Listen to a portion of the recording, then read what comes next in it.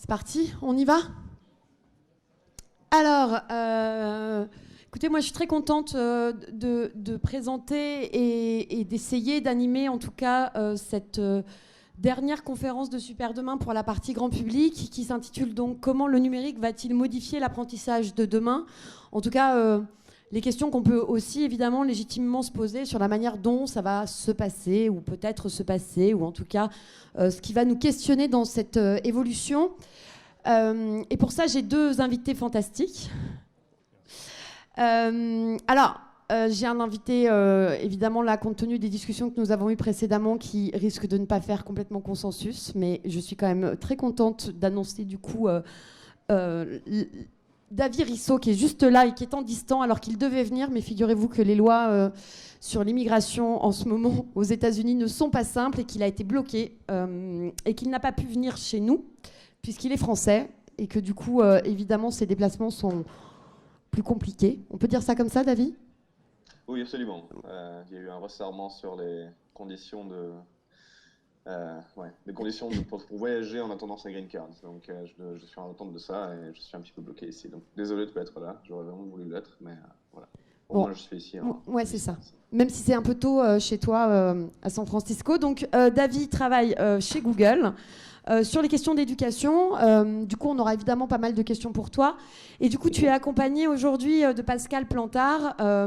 Alors, tu es plein de choses, Pascal, mais tu es essentiellement, on peut dire, là, aujourd'hui, professeur des universités en sciences de l'éducation et co-directeur d'un groupe de recherche scientifique qui s'appelle le Marsouin et qui s'intéresse, du coup, aux usages du numérique. Et il se trouve que tu es plutôt anthropologue des usages du numérique. Donc ce sera l'occasion évidemment de partager deux points de vue qui ne sont pas tout à fait les mêmes, en tout cas qui ne viennent pas de la même expertise. Du coup, pour démarrer cette conférence, rencontre, table ronde, discussion, je voulais simplement qu'on évoque les métiers des deux personnes qui sont autour de moi, qu'on les présente. Et ensuite, on va essayer de tenter de définir cette histoire de numérique et d'apprentissage, sachant que le sujet est compliqué. Donc, je donnerai dans un premier temps la parole à Pascal. Et ensuite, David, tu pourras, toi, nous partager vos recherches actuelles aujourd'hui au sein de Google. Et je me présente, évidemment. Je m'appelle Dory Bruyas, je suis la directrice de Fréquence École et de Super Demain. Et donc, il se trouve que je travaille sur ces sujets-là aussi depuis, je crois, longtemps. Peut-être, David, tu pourrais commencer par nous parler de ton métier, parce que c'est pas très clair de loin, comme ça, la formulation en anglais en plus. Si tu peux en dire un peu plus, c'est bien. Pas de problème. Merci beaucoup, Dory. Donc, je m'appelle David Risso, je suis ingénieur en informatique chez Google. Donc, ça fait à peu près 7 ans que je suis dans la compagnie. Et environ 4 ans que je travaille dans un groupe qui s'appelle Research and Machine Intelligence. Donc, qui est le groupe étendu, lui, est dédié à la recherche et à l'intelligence artificielle. Et mon sous-groupe, mon équipe s'appelle NGDU, qui est une équipe qui, elle, est dédiée à l'enseignement interne et externe à Google, et aussi avec une branche donc en rapport avec la recherche, où on fait des recherches sur l'éducation. En termes de produits, de ce qu'on a créé à Google en éducation, on a CS First, qui est un programme pour apprendre l'informatique aux étudiants de ce qu'on appelle K-12, donc jusqu'à 12 ans.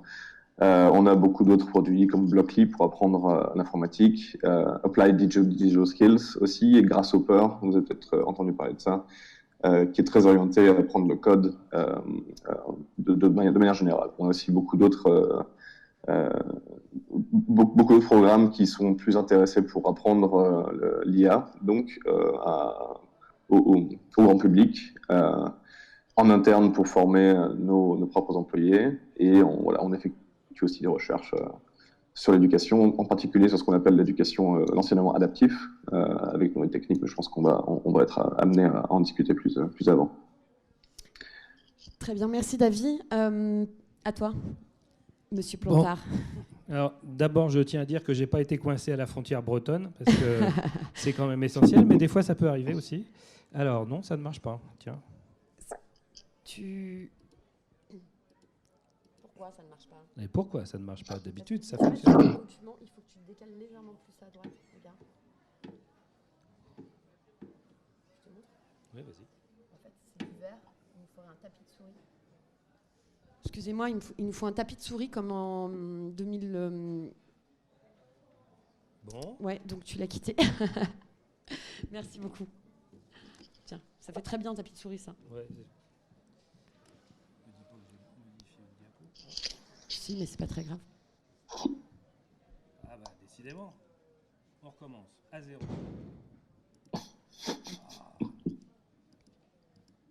Voilà. Bon, ça, c'est la première diapo. En fait, moi, j'ai eu successivement et en même temps, mais là, c'est pas le cas, plusieurs métiers.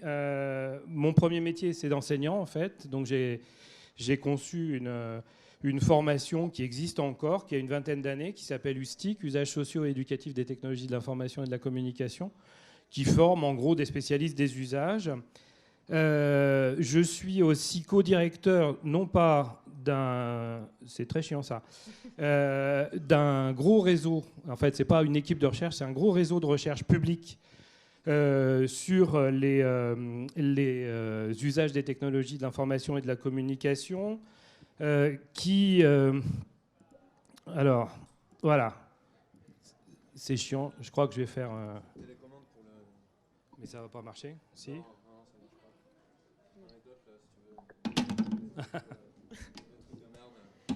Ben, ce que je vais faire, je vais peut-être faire voilà.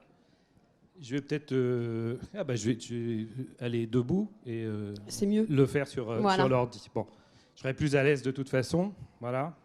Sauf que je suis devant. Non, je suis pas devant. Donc, je reprends parce que c'était voilà.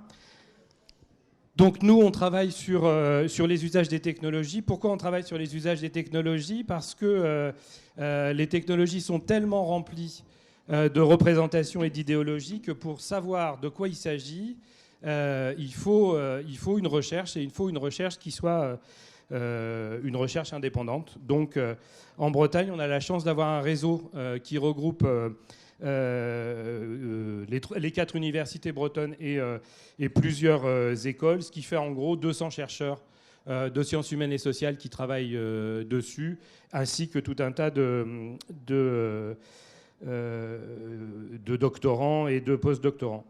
Donc ça, je ne vais pas revenir dessus, mais c'est le tableau de toutes les recherches qu'on a menées depuis une dizaine d'années sur l'e-éducation et l'e-inclusion.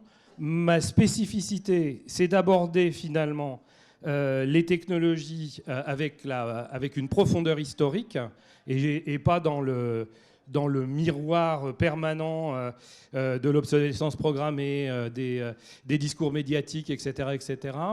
Et ça nécessite en fait de concevoir les technologies, y compris dans leur dimension symbolique. Alors, symbolique et imaginaire. Je vais pas vous faire une longue démonstration là-dessus, décidément. Je vais juste vous présenter une petite vidéo. Je sais pas si tu la vois, David. Hop. Oui. Ouais. Et toujours pas. Décidément.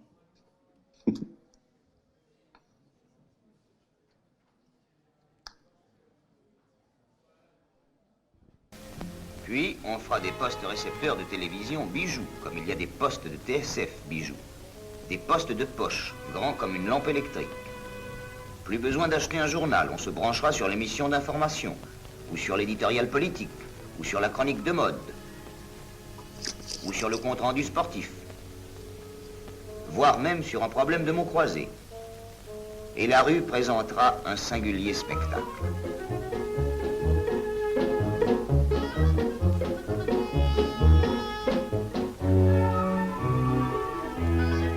Naturellement, dans le métro, on lira le poste du voisin par-dessus son épaule. Et il y aura des faits divers tellement passionnants que...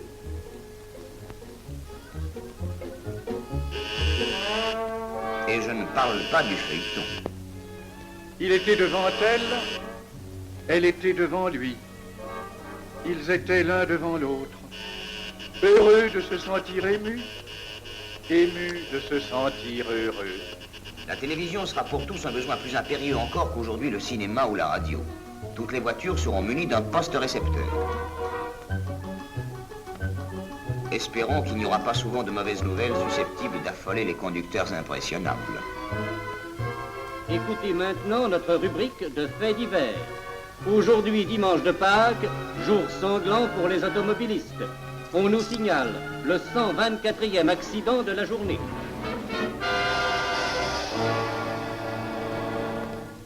Allô, allô, rectification. C'est 125 accidents d'automobile et non 124 qui ont eu lieu depuis ce matin. Et la petite provinciale romantique n'aura pas besoin de venir à Paris pour y rencontrer son idole. Elle l'aura sur sa table de nuit. Personne n'y échappera. Et les ministres de demain, au lieu d'être choisis comme ceux d'aujourd'hui pour leur valeur, leur intelligence, leur dévouement à la cause publique, seront choisis pour la séduction de leur sourire et le velouté de leurs yeux. Le pays, je le dis comme je le pense, mes chers concitoyens, a droit à la vérité. Nous sommes à un tournant de notre histoire. L'époque est cruciale et toutes ces questions doivent être reconsidérées. Citoyens, Oh, dis maman, c'est à ce parti-là que je veux adhérer.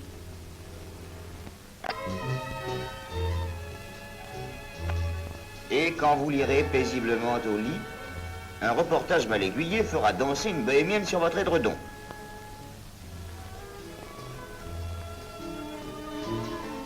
Cyprien, je te défends de caresser les images. Vous dira votre femme. Et vous vous assoupirez en songeant aux temps heureux où la télévision sera en relief. Car vous avez soif de progrès.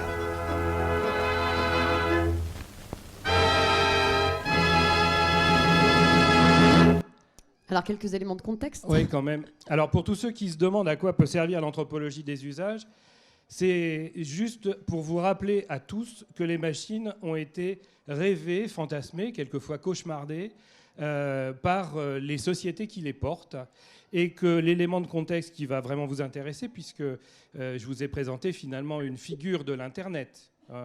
Il y a toutes les fonctions de l'Internet, y compris Cyprien et YouPorn, en fait, parce qu'à chaque fois qu'on a des images pornographiques, c'est par hasard. Enfin, vous avez vu aussi le GPS, vous avez vu aussi la sphère médiatique, voilà. C'est une fiction qui s'appelle La télévision bijou, qui a été réalisée sur un scénario de René Barjavel. C'est ce qu'on appelle une utopie filée. Qu'est-ce que c'est qu'une utopie filée ? On prend une technologie et on essaye de se projeter. Je vais vous faire un truc simple pour ceux qui ont vu Black Mirror. C'est la base des scénarios de la série Black Mirror. Or, pour que ce soit clair pour vous aussi, 1947, la télévision n'existait pas. Elle était dans la Tour Eiffel et elle arrosait quelques postes de télévision expérimentales dans le 16e arrondissement de Paris, ce qui veut dire que le média dominant de l'époque, c'était la radio, et qu'en lisant finalement la science, enfin en lisant les productions scientifiques, Barjavel en a fait cette magnifique démonstration. Il y en a plein, Lina, qui nous démontrent que les machines ont, au moins au niveau occidental, au moins 3000 ans d'histoire, et qu'il faut avancer dessus. Je finis juste ma présentation parce que ça va faire un clin d'œil à la green card. Je ne suis pas tombé à l'université quand j'étais petit. Je suis éducateur spécialisé de formation initiale. Il s'avère que j'ai fait ma dernière année et mon stage à l'université de Montréal, et que dans les couloirs de l'université de Montréal, on m'a présenté quelqu'un qui m'a emmené au Massachusetts Institute of Technology. Là, je parle aux plus anciens. Est-ce que vous vous rappelez de Logo ? Ça vous dit quelque chose, le langage Logo du plan informatique pour tous? Il y en a qui vont commencer à identifier mon âge. Le Logo, c'était le premier langage procédural, le premier langage dédié vraiment à l'éducation, qui a été monté par un mathématicien et informaticien qui s'appelait Seymour Papert, que j'ai eu l'honneur d'avoir en moniteur de stage, probablement dans le premier Fab Lab international, où on parlait une espèce de sabir d'anglais dans les années 80. Donc voilà, en gros, le pédigré du personnage. Donc non seulement tu nous as dit raconter ton métier, mais aussi ton âge. Ah, oui, je suis un vieux maître Jedi. C'est ça, absolument. Alors, peut-être cet imaginaire de l'éducation, du numérique, pardon, vient évidemment aussi questionner l'imaginaire de l'éducation. J'imagine que du coup, cet imaginaire, vous vous en nourrissez aussi du côté de Google pour réfléchir aux stratégies éducatives que vous souhaitez élaborer? J'espère que tu frises pas trop. Tu frises. Tu frises. Donc c'est la technologie, c'est comme ça.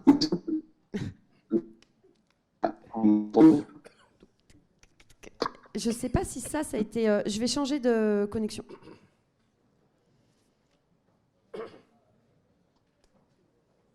Excusez-moi. Hein. Tu veux que j'enchaîne? Ouais, je veux bien. Bon. Donc voilà, bah, je vais enchaîner. C'est dommage, je n'ai pas mon groupe d'habitude, j'ai des musiciens avec moi, mais bon. Alors, la thématique, c'est demain, l'éducation et le numérique. Alors, la première chose qu'il va falloir sur laquelle on s'entende, c'est quoi le numérique? Alors, c'est une conférence grand public, donc il y a des gens de différentes générations. Et pour les plus anciens, nous avons traversé l'informatique pendant les années 70, la micro-informatique pendant les années 80, l'Internet qui arrive avec la libération du web en 92 par Tim Berners-Lee juste à côté d'ici. Donc je salue aussi le creuset des Alpes de la culture numérique. Puis pendant des années, on a parlé de TIC, technologie de l'information et de la communication, la plupart du temps affublé du terme nouvelle. Et immédiatement, les politiques publiques se sont emparées de ça et on s'est retrouvé avec des plans numériques les uns après les autres. Le premier, c'était le plan informatique pour tous de 86. Et le dernier, le fameux plan Hollande. Vous savez, le coup de tablette magique. On distribue des tablettes au 5e et on espère qu'on va en faire quelque chose. Donc, il y a un moment donné, il faut savoir vraiment de quoi on parle. Je propose une définition du numérique qui prend en compte les différentes, natures de cette question numérique, parce que finalement, ce que décrit le numérique, c'est une bascule de société. Tout ce que j'ai raconté avant, informatique, TIC, etc., commence par technologie.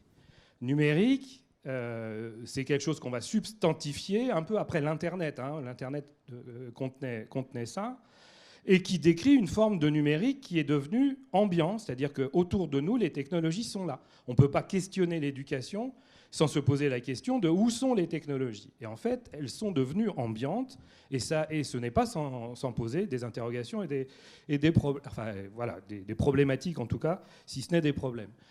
Donc ce que je propose comme définition, c'est une définition technocentrée d'une part et anthropocentrée d'autre part. La plupart du temps, tout le monde est assez d'accord pour dire que le numérique, c'est l'assemblage de l'informatique et de l'Internet. En gros, des réseaux et de tout ce qui concerne la production et le traitement automatique des données. Ça, c'est la dimension techno. Ce qui est moins courant, c'est de considérer que c'est aussi des cultures. Ces cultures, avec un S, sont saturées d'imaginaire. Dès qu'on commence à travailler sur les usages, on se rend compte qu'une bonne partie des technologies, finalement, échappent complètement aux grands groupes industriels et échappent complètement aux dispositifs institutionnels comme l'école pour se répandre chez les artistes, dans les familles, etc., etc. Et enfin, et c'est mon boulot, des usages qui sont déclinés finalement comme gamme infinie de pratiques individuelles et collectives des technologies. C'est-à-dire qu'en gros, nous adoptons les technologies plutôt... on commence par s'expérimenter sur les technologies et ça devient finalement des usages. Ma formule, c'est les usages, ça se compte en millions. Ça devient des usages quand nous les partageons. Vous voyez que cette idée de regarder les technologies aussi comme étant ambiantes et structurées autour de machines et de logiciels, d'accord, mais aussi d'imaginaire et de culture, c'est une manière de regarder les choses vraiment importante pour l'éducation. Tu veux que je coupe là et tu passes... Voilà. Et du coup, je vais reposer ma question sur les imaginaires. Est-ce que tu m'entends? Eh bien, nous, on t'entend pas bien. Donc, du coup, c'est hyper rageant. Continue, Pascal. Je pense que... Si on met que l'audio, tu veux dire? Moi, j'étais ravi de dialoguer avec Google, mais bon. À mon avis, c'est un complot. C'est un complot. Bon. Si tu parles, là, ça donne quoi? Non, on continue en attendant. Pascal, je t'en prie. Bon, alors. Donc, plus qu'une histoire, les technologies ont une histoire sociale. Beaucoup de technologies, et je pense que Google ne me contredira pas, beaucoup de technologies restent dans les brevets et dans les placards des industriels. Quand une technologie est socialisée, quand on l'a entre les mains et quand finalement elle nous permet de réfléchir aux grands champs de l'activité humaine comme l'éducation, comme la sociabilité, etc., c'est qu'elle est arrivée à un certain stade de socialisation, d'histoire sociale. Ça se passe en général autour de cette boucle-là. Alors je vais prendre la boucle de l'Internet parce que c'est la plus contemporaine. Boucle de l'Internet, ça commence par l'innovation. L'innovation, c'est simple. Je ne vous parle pas de comment on innove. Je vous parle du temps social d'une technologie qui arrive. L'innovation, c'est simple, c'est on rase gratis. 1992, Tim Berners-Lee libéralise le web. 1993, la Commission européenne lance une étude qui va s'appeler Cyberculture, publiée en 1994. Vous voyez que ça va très très vite, en 3 ans. Sous la plume de Pierre Lévy, qui nous raconte qu'à l'orée des années 2000, il n'y aurait plus de problème de guerre parce que la cyberdémocratie aurait remplacé la démocratie, plus de problèmes écologiques parce que les biotechnologies basées sur l'Internet. Je suis en train de vous raconter un livre, vous pouvez le lire et le trouver, c'est publié à la Documentation française. C'est vraiment intéressant de revenir sur ces textes-là. Qu'il n'y aurait plus de problèmes écologiques parce qu'on se déplacerait tous en patins à roulettes dans les villes. Vous voyez que les patins à roulettes et les patinettes, ça a attendu plus d'une vingtaine d'années après ça. Mais ça installe quand même un contexte. Cette cyberculture, ça va installer un contexte. Et ce contexte, c'est Lisbonne. C'est l'économie de la connaissance. Et c'est dans ce contexte-là qu'on va être obligé finalement de réfléchir l'éducation. Deuxième phase, la phase de massification. C'est une phase très paradoxale. On est avec l'Internet, on est au milieu des années 90 et on va dire une bonne partie des familles vont acheter des modems et des PC et des ordinateurs dans les supermarchés. Je ne sais pas si vous vous rappelez de ça, on bataille pendant des heures avec le modem, on bataille pendant des heures avec l'ordinateur et puis on essaye de télécharger une photo, après les tweets, etc. Et puis en fonction de votre culture, enfin en fonction de vos compétences techniques à l'époque, ça va s'arrêter, ça va faire fatale erreur si c'est votre ordi qui est mal configuré, et ça va faire host and found si c'est votre modem qui est configuré, qui est mal configuré. Cette phase de massification, elle est très intéressante. Parce qu'en même temps, elle dégonfle les imaginaires. C'est à ce moment-là qu'on va se saisir de l'Internet, par exemple pour développer le courrier électronique, par exemple pour développer un certain nombre d'usages beaucoup plus restreints que les espèces d'imaginaires qu'on nous avait servis. Et pourquoi elle a bougé, ma diapo? Voilà, bon. Et ça nous fait rentrer dans la troisième phase dans laquelle nous sommes aujourd'hui pour l'Internet fixe, qui est la phase de massification. Alors je vous présenterai les résultats de la dernière étude nationale sur le sujet. On est à 90% d'internautes en France, mais la définition d'internaute étant quelqu'un qui s'est connecté depuis une fois dans les 15 derniers jours, ça ne nous dit pas grand-chose, sauf que ça nous dit quand même que c'est devenu une norme. Et on rentre donc dans une phase de banalisation où le discours va changer, où on va parler de la protection des données, on va parler de la fracture numérique, où on va parler de l'éducation. Et c'est cette banalisation dans laquelle nous sommes aujourd'hui. Donc ce que je suis en train de vous dire, c'est que parler du numérique et des technologies, ça sous-entend aussi regarder le degré de socialisation de ces technos. Si vous utilisez l'Internet aujourd'hui, il est banalisé. Ça veut dire que si vous faites des choses à base d'Internet avec les enfants, avec les jeunes, dans l'enseignement ou dans l'éducation, vous êtes dans une situation où finalement l'adoption de cette technologie va paraître ordinaire. Si vous faites de la réalité 3D, si vous faites de la réalité virtuelle, vous êtes dans un autre espace. Tout ce qu'on est en train de nous raconter autour de l'intelligence artificielle, on est dans un autre espace de représentation, un autre espace d'imaginaire. Je crois que ça marche. Bon. On va y arriver, David. Du coup, c'est la preuve aussi que les technologies parfois sont absolument résistantes. En quelques mots, peut-être revenir sur cette histoire d'imaginaire. Comment vous travaillez cette projection dans un futur? Comment vous imaginez finalement? Comment vous faites? En termes d'éducation, disons je dirais qu'il y a deux grands aspects. Il y a l'aspect... Ah oui, d'accord. Juste avant de commencer, j'aimerais vous dire juste ça, ce qui est assez important. Je ne représente pas Google ce soir, j'ai oublié de le dire quand je me suis présenté. Je suis ici en tant qu'individu, mes opinions ne sont pas les opinions de Google. Donc, si vous êtes intéressé par les opinions de la compagnie en tant que telle, je vous encourage à contacter presse@google.com. Mais donc, voilà, ici, je suis un individu et ce sont mes propres opinions. Et cette conf n'est pas financée par Google aussi. C'était peut-être un truc qu'il fallait rappeler.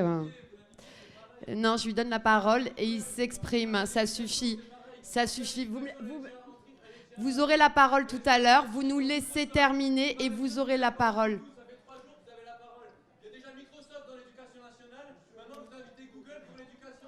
David, un commentaire peut-être? Oui, là, je voulais vraiment répéter le fait que je suis ici de manière volontaire et de manière vraiment individuelle. Alors, on va aller jusqu'au bout de cette intervention parce que sinon c'est dommage, on peut pas se parler en fait. C'est à la limite du totalitarisme là, donc du coup on va finir et après on verra. D'accord?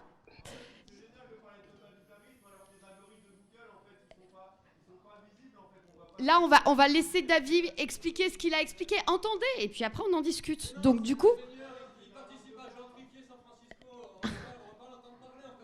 Bah, peut-être que vous voulez pas, mais vous savez quoi, la porte, elle est grande ouverte. Grande ouverte. Si t'as pas envie d'écouter, tu sors.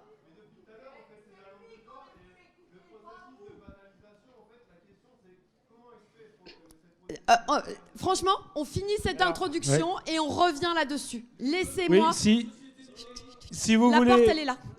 Si vous voulez savoir comment le processus de banalisation fonctionne, il faut que j'aille au bout de mon propos. Sinon, vous allez être coincé comme si vous étiez au milieu d'un épisode de série très palpitant. Alors, du coup, David, la question des imaginaires, maintenant que tu as rappelé que tu n'étais pas là au nom de Google, mais bien à titre personnel. Je te remercie. Absolument. Et juste rapidement, je dis au niveau des immigrants, il y a ce que... On va pas y arriver. On va pas y arriver. Donc, on va être obligé de les faire sortir. Parce que du coup...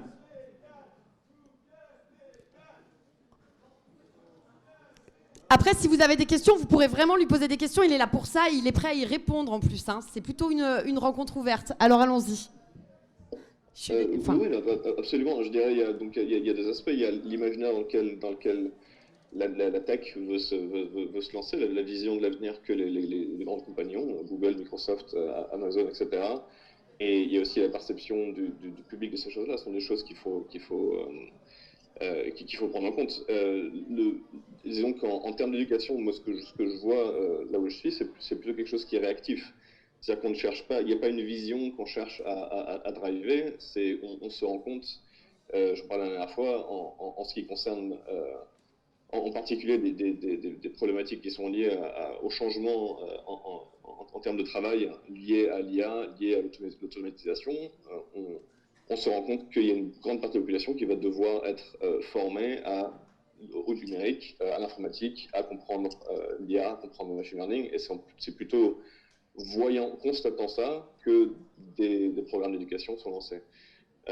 En termes de technique, bien sûr, on voit ce que l'IA peut nous apporter. On voit en particulier en termes d'éducation, comme je disais un peu plus tôt, tout ce qui est adaptive learning sont des choses qu'on découvre et on se dit, est-ce que c'est intéressant de développer dans ce sens-là? Est-ce que c'est intéressant de rechercher? Mais je ne pense pas que ça parte d'une volonté initiale de se projeter dans une manière de penser, une manière de voir l'avenir qui serait engineered, qui serait designé de certaine manière.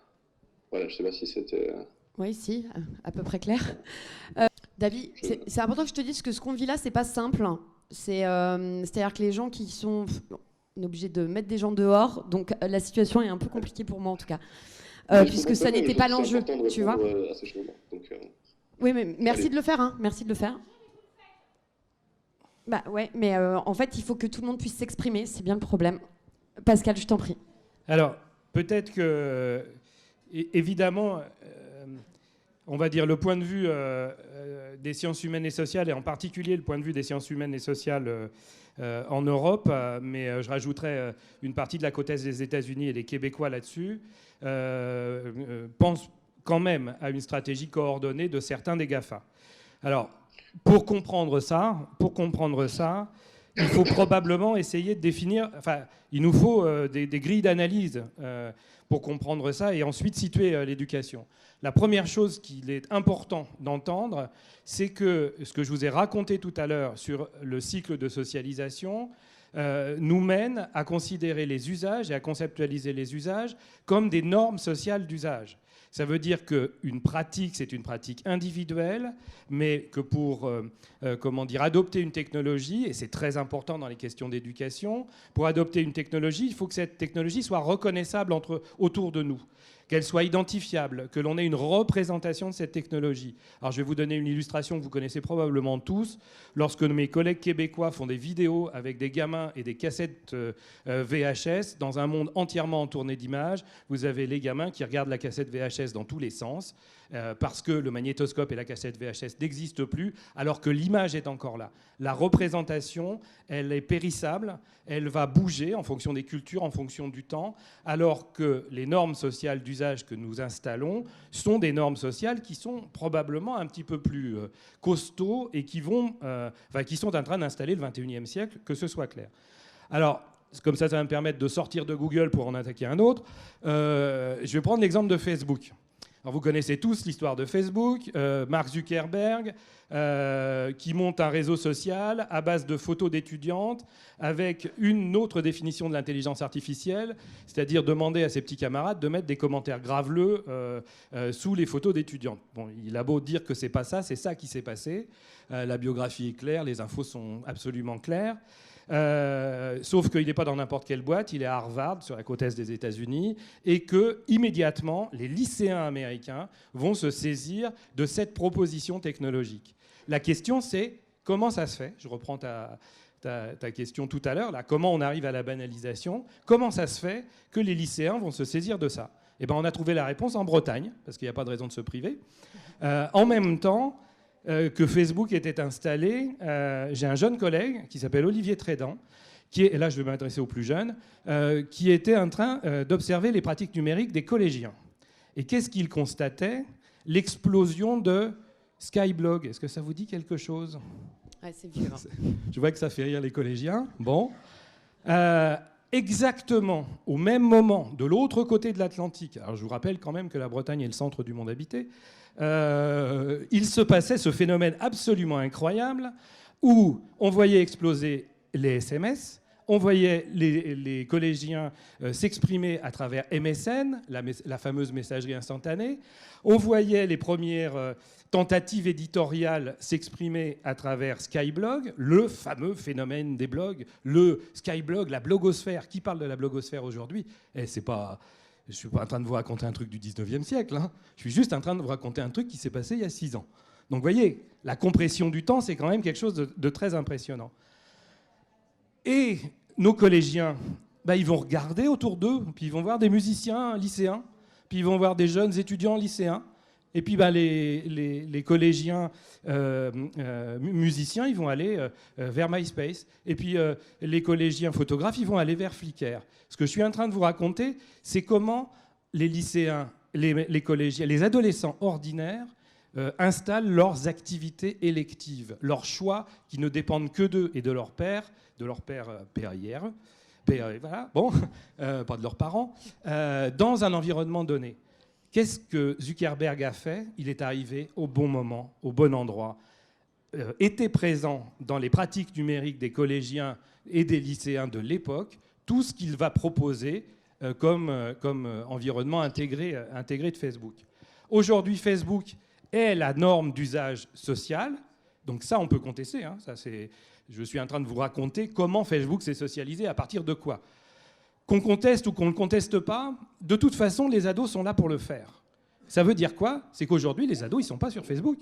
Parce qu'il y a papa, il y a maman, il y a tonton, il y a tata, il y a des enseignants, il y a papy, il y a mamie, etc.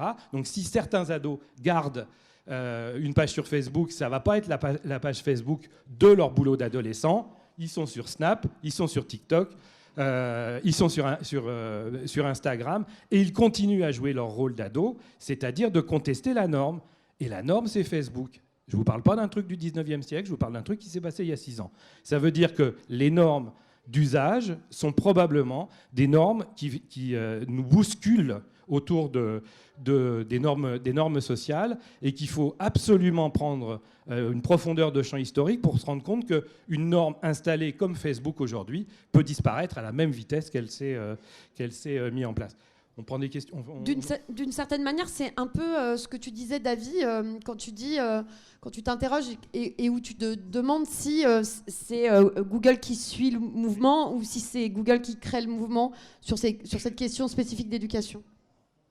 Oui, non, absolument. Comme ce planteur disait, je pense qu'il y a il y a le fait d'être là au bon moment, il y a le fait aussi de se rendre compte. Voilà, ce sont des boîtes américaines qui sont basées aussi sur le profit. Enfin, voilà, ce sont des business. S'il s'avère qu'il y a un marché de quelque part, ils vont y aller. Au sujet des réseaux sociaux, oui, voilà. Facebook était à bon moment. Facebook a aussi acheté Instagram, a aussi acheté WhatsApp parce que c'était les nouvelles choses, et les choses évoluent très très vite dans ce milieu-là. L'éducation, c'est un gros marché. Il y a beaucoup d'argent à se faire avec l'éducation. Alors, est-ce que c'est parce que on veut transformer l'éducation? Est-ce que c'est parce que l'éducation se transforme et les GAFA veulent en profiter? Oui, c'est une interrogation aussi. Mais voilà. On peut prendre une question, si c'est une question. C'est juste pour compléter, parce que tu oublies un truc, on dirait qu'il y a un processus évolutif qui est naturel en fait, et qui fait que les gens arrivent. En fait, des logiciels et tout un tas d'applications, en fait, on a des milliers qui existent. Et pourquoi en fait certaines ont été sélectionnées et pas d'autres? En fait, j'ai un ami qui travaille dans des agences de communication, et ça, c'est quelque chose que vous oubliez volontairement, c'est qu'il y a des agences de communication derrière qui fonctionnent, et l'évolution des agences de communication aujourd'hui, c'est plus mettre simplement des affiches. C'est-à-dire qu'à un moment, les agences de communication, elles ont pour vocation de... Elles se créent différemment, c'est-à-dire qu'elles vont chercher les youtubeurs, elles vont chercher tout un tas de jeunes en fait, qui sont très bien, qui ont beaucoup de vues, qui ont beaucoup de likes, etc. Et ils viennent les faire venir dans des palaces à Paris avec grand tapis rouge, avec tout un tas de... avec champagne et compagnie, avec les nouvelles consoles qui sont offertes d'ailleurs à ces jeunes, et on peut leur offrir beaucoup de sous, parce que c'est eux qui vont faire la pub après derrière de Facebook ou de tous les jeux vidéo. Et quand on parle tout à l'heure, tu disais de donner des choses, en fait Google ne donne rien. C'est-à-dire que Google ne propose pas des services. C'est pas vrai qu'il y a des services en ligne. C'est nous qui sommes le produit, c'est nous qui travaillons pour Google. Google d'ailleurs, c'est pas Google. Google, c'est un sous-groupe d'Alphabet. Donc c'est bizarre que le mot n'ait pas apparu. Alphabet, c'est une entreprise de recherche. On va s'arrêter là parce qu'il y a déjà une question là qui est très claire, et on va y répondre, et puis on vous redonnera la parole après. Qu'on garde un peu de rythme. Voilà, je occulte pas du tout, mais il faut que comme j'essaye de faire une conférence grand public, ce qui est, enfin, je trouve vraiment ça important, puisque ce sont des sujets complexes, j'arrive à ce que tu viens de raconter, mais à la fin d'une démonstration. Je pense que c'est important de se rendre compte que les grands groupes industriels apprennent de ce qui se passe. Et effectivement, si aujourd'hui il y a des questions marketing, je reviendrai dessus. Moi, j'appelle ça l'économie de l'attention. Je reviendrai dessus, et ça nous engage ensuite à résister ou non à cette économie-là. Mais il faut peut-être y aller progressivement, de manière à ce que le discours soit pas, complètement tout est dans tout et réciproquement. Voilà. Un commentaire, Davy, peut-être? Je suis tout à fait d'accord avec ça. Et bon, encore une fois, c'est vrai que c'est l'introduction de l'éthique dans des boîtes comme les GAFA, c'est quelque chose qui est récent, qui prend du temps. Ce sont des phénomènes récents, ce sont des phénomènes qui prennent du temps à comprendre. Il y a d'autres aspects qui sont encore un peu plus, même plus choquants. Je pense on s'est rendu compte récemment, par exemple avec Instagram, l'équipe qui s'est occupée du design du redesign d'Instagram, c'est une équipe qui a été débauchée en grande partie de l'industrie de gambling, l'industrie de ceux qui font les machines à sous, dont la spécialité c'est de rendre les gens addicts. Et donc voilà, Facebook a aussi réagi à ça, ils se sont rendus compte, ils se sont dit est-ce que c'est quelque chose d'éthique ou pas. Ils n'ont pas encore nécessairement changé la manière dont ils le font, mais c'est vrai que voilà, l'économie de l'attention est quelque chose qui est énorme. voilà, l'intention qui est derrière, c'est là où c'est discutable. C'est là où c'est difficile de vraiment faire la part des choses. Est-ce qu'on cherche à rendre des gens addicts parce que leur intention c'est l'argent? Est-ce que c'est juste une stratégie d'un business qui est parti trop loin? Est-ce que c'est quelque chose qui va être corrigé? Moi, dans le domaine que je connais le mieux, c'est le domaine de l'IA. Il y a énormément de travail qui est fait en ce moment au niveau de l'éthique dans l'IA, faire en sorte que l'IA ne soit pas biaisée, faire en sorte que l'IA soit juste et soit presque, on va dire, pas vraiment humaine, mais essayer d'instiller des valeurs humaines à ça. Ce sont des choses très intéressantes, ce sont des choses que nous-mêmes on découvre, et donc voilà, il va y avoir des erreurs qui vont être faites, il va y avoir des débordements, mais en général, c'est un domaine pour lequel il y a énormément de discussions, en particulier chez Google. Je ne sais pas si ça transpire un peu dans la presse, mais il y a énormément de débats à l'intérieur de Google dans la main-d'œuvre de Google. Moi, je fais partie aussi de groupes qui se plaignent, qui disent non, c'est pas OK pour nous de faire ça. Donc voilà, ce sont des questions complexes et c'est des questions qui sont discutées de manière parfois violente, même à l'intérieur de ces boîtes-là. Alors du coup, en transition, peut-être rappeler cette histoire de l'éducation. Est-ce que c'est un marché comme les autres? Alors, je pense que ce qui est important, c'est finalement de situer l'éducation dans son environnement numérique aujourd'hui. Ce que je te propose, Doris, c'est peut-être de passer la petite vidéo sur les usages numériques des Français. Allons-y. Puisque... Et David, tu ne peux pas voir la vidéo du coup, puisque je t'ai coupé la vidéo. Mais... Alors en plus, c'est une vidéo de moi, vous voyez, donc... Seriez-vous prêt à abandonner votre smartphone comme 14% des Français? Retour aux sources avec l'enquête Capuni. Elle a permis de récolter 7000 questionnaires concernant les pratiques numériques des Français métropolitains de 18 ans et plus. En plus de faire cette photographie des usages numériques en France, elle fait une focale sur les pratiques dans les zones rurales isolées, les ZRI, et les quartiers politiques de la ville, les QPV. Capuni est soutenu par les régions Bretagne et Bourgogne-Franche-Comté, ainsi que par la mission Société numérique. En 2019, 9 Français sur 10 sont internautes, ce qui représente 7 points de plus que l'enquête Capacity de 2016. Néanmoins, une part non négligeable de Français n'ont qu'un téléphone simple et pas un smartphone, particulièrement chez les plus âgés. 3 raisons. La première, le manque de débit. La deuxième, le manque d'intérêt. La troisième, le manque de compétences.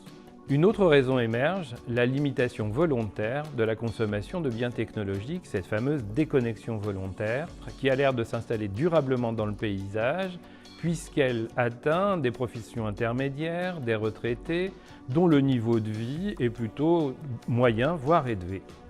En fonction des définitions, on aurait entre 5 et 18 millions d'exclus du numérique en France, ce qui provoque forcément dans les familles des facteurs d'inégalité multiples.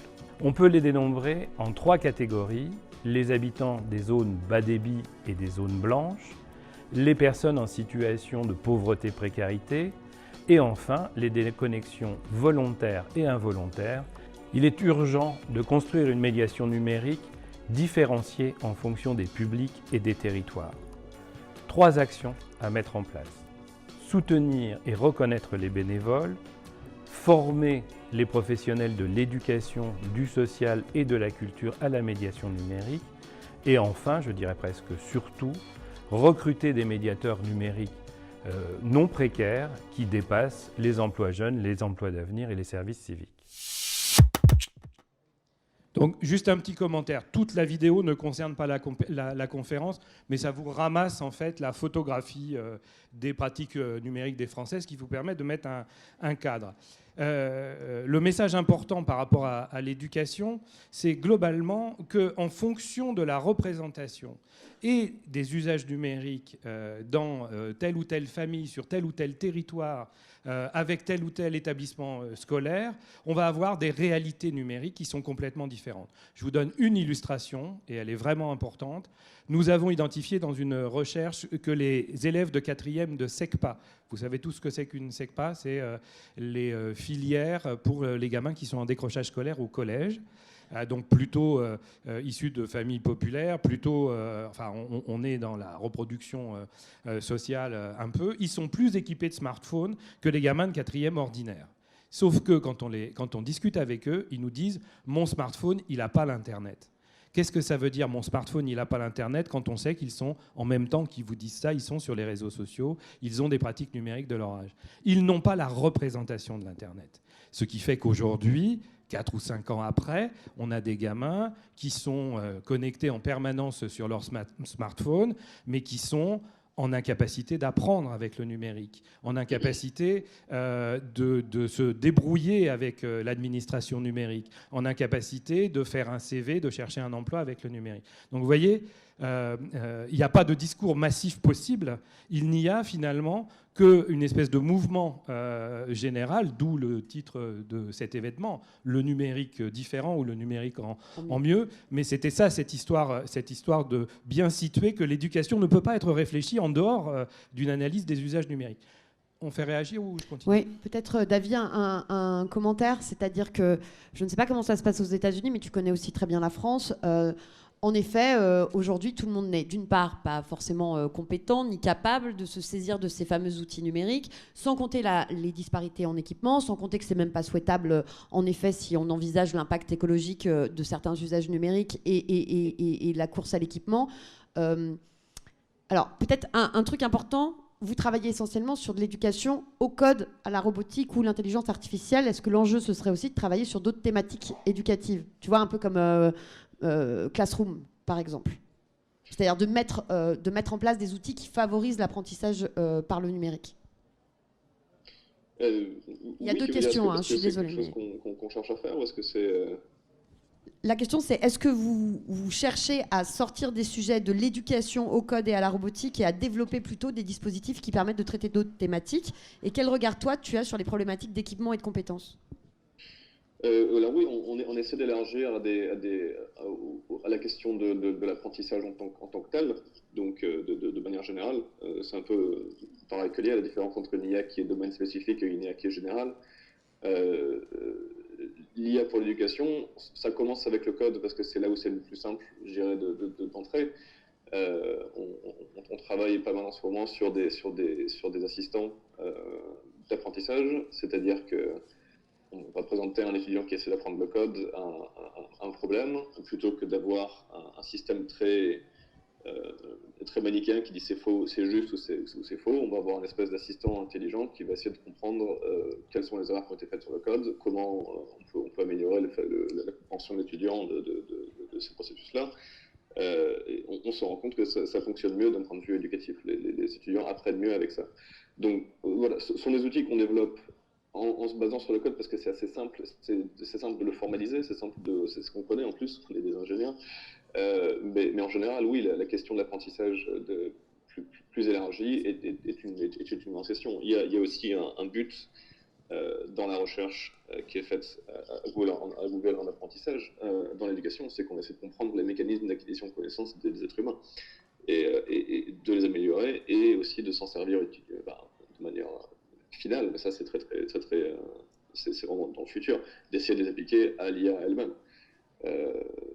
Si on arrive à atteindre le niveau de capacité d'apprentissage qui est la même que pour les êtres humains, pour des machines, ça ouvre la porte à beaucoup de progrès en termes d'intelligence artificielle. Pascal. Alors, la question, le pas que font souvent les Américains entre apprentissage et éducation est un pas sémantique très important pour nous.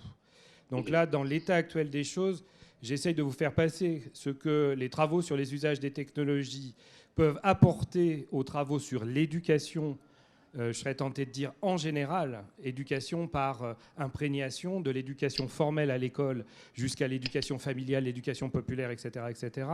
La question de l'apprentissage, et tu as eu raison de repréciser, l'apprentissage du code, comment dire, on va dire, c'est une micro-action de l'éducation. Donc on essaiera de conclure là-dessus. Donc comment nous, on a identifié les pratiques personnelles qui vont concourir à la construction des usages. Alors, quand je ne citais pas Lévi-Strauss, c'est que j'avais constaté, ça fait au moins 15 ans que je constate que tout le monde bricole avec les machines, que ce soit, on va dire, les gens dans les Fab Labs ou l'usager ordinaire, il y a une fonction de bricolage. Cette fonction de bricolage, contrairement à la logique de l'ingénieur, et on voit bien que le dialogue chercheur-ingénieur, il se noue là-dessus, l'ingénieur, il a un horizon infini, en fait. Ils ont un projet et ils vont aller chercher toutes les ressources qu'ils peuvent. L'usager, il a un horizon fini. Cet horizon, c'est celui de sa machine. C'est un peu comme s'il était dans un garage machine et que, je vais vous prendre une image très simple, vous avez un groupe de gamins en classe avec des ordinateurs, les ordinateurs tombent en panne, vous ne mettez pas les gamins sur off. Vous faites un plan B, puis un plan C, puis un plan D. Ça veut dire que finalement, c'est une pratique ordinaire des usages, que de bricoler à longueur de temps.